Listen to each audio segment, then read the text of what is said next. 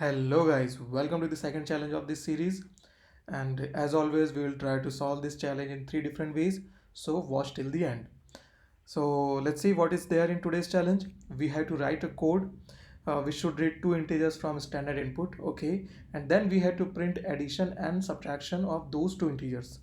Here a sample output is also given, so when I run my program it should first ask for entering some value, okay, and then it should print something like this. So let's start.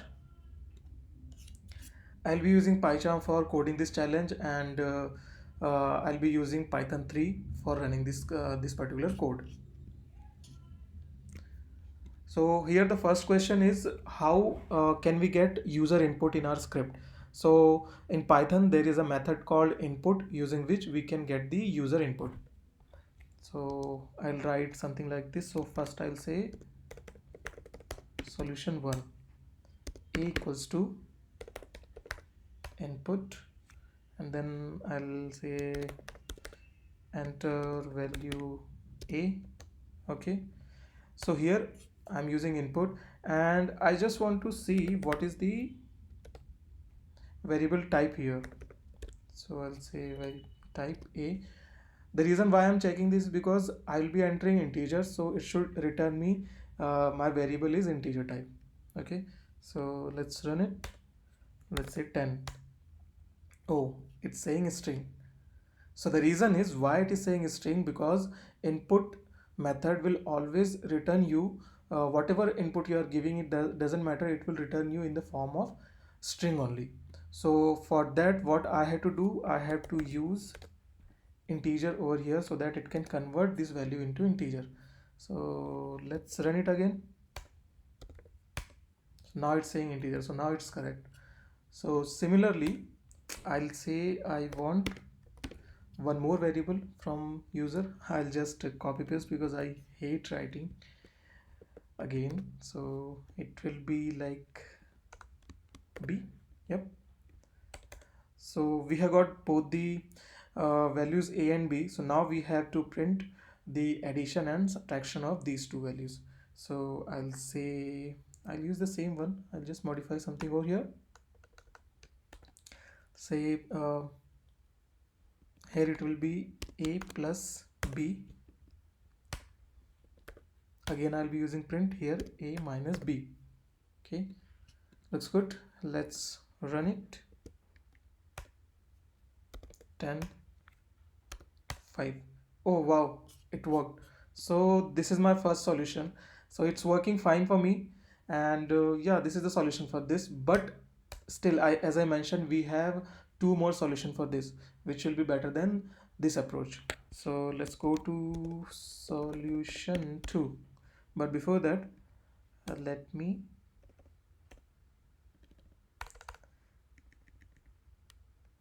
comment it.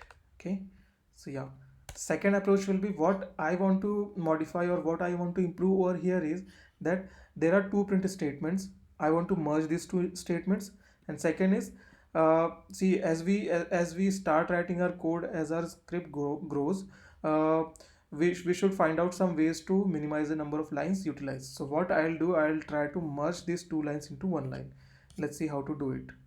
So here what I'll say, a comma b, like this. If you say a comma b and then if you are giving values like this, then in the same line itself you can actually get both the values. So similarly here b, like this. So whatever you have written here and this thing, both are same, but this is in two lines, this is in just one line. Okay, and now I want to minimize these two print statements into one. So let's see how I can do it. Print, then again inside this I'll say a plus b, okay, comma, again a minus b.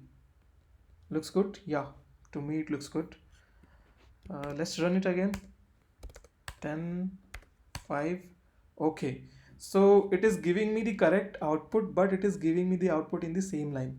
The reason is that in print statement the separator is actually a space. So what we have to do, the default separator is space, so we have to override it to some other thing. So in our case it will be separator equals to new line because we want it in new line. So as I here I mentioned that I want to override the default separator with the new line. So if I run again, let's say 10 5. Oh wow, now it's coming correctly. So you can see now, so here it was 4-line code. In solution 2 we had just 2-line code. Okay, now we have one more solution for this.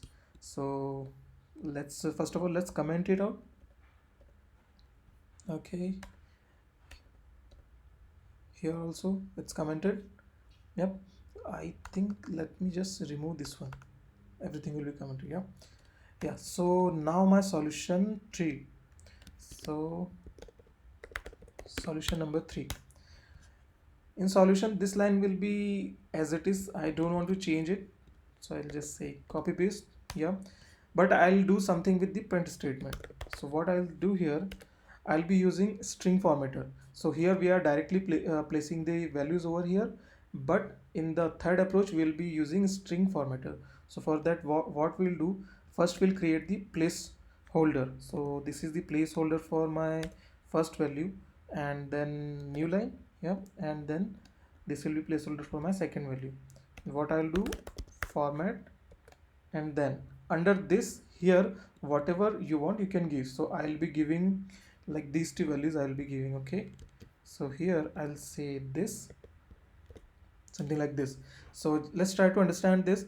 So whatever outcome is coming of this particular calculation has got a placeholder over here. So 0th means this one, first means this one. So these are the placeholders for these particular two values. So if I run it, then let's see what is coming as output. So 10 5. Yep, it's working. So this is how we can actually use multiple approaches to solve the same problem.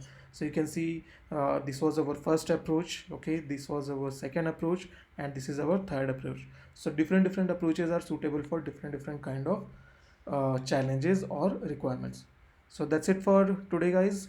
Thanks for watching.